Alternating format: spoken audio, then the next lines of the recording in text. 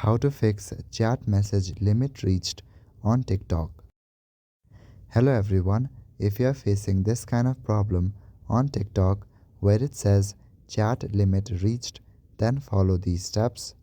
Firstly, check for updates that may be available for the TikTok app. Open App Store or Play Store and search for TikTok. If you see any update option available, click on it to update your app. If not, then go back to your home page and open TikTok on your device.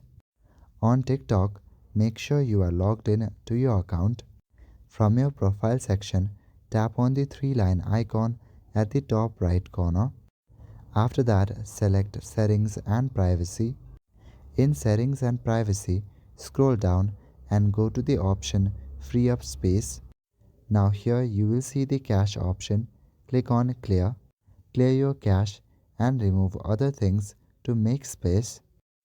Make sure that your storage is not full. Now go back to your profile section. By doing this, your problem should be fixed. However, if it's not fixed, then go to your settings and try to log out.